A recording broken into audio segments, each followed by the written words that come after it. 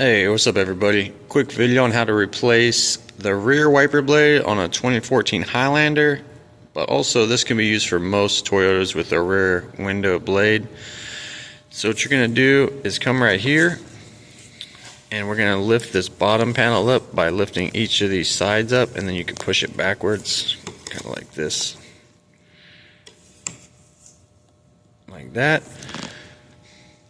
Once this back piece is up, we could lift this up like this, and then what you're going to do is take this wiper blade. This is an aftermarket one, so it's a little more this looks a little different, but basically you're going to take the wiper blade and go this way up, and then it should kind of pop, and then once you go up with it, you can kind of wiggle it off in this direction. Let's see, like that. And then that's what it looks like, the arm. That's what the arm looks like. This is an aftermarket one, looks kind of goofy, but I got a Toyota one, I'll show you. This is a Toyota one. You can get aftermarket, it's okay. 12-inch. This is the sight line. A lot more low profile wiper. If it has a blade protector, like a sleeve on here, you could slide it off, and we'll go ahead and put this on.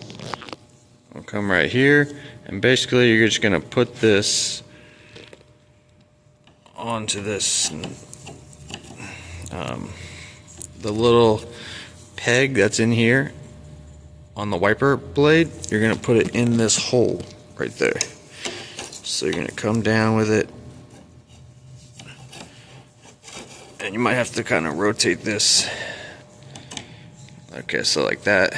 And if you look, the little peg went in the hole, and then to lock it, all you do is you just rotate it this way, like that, and that's locked.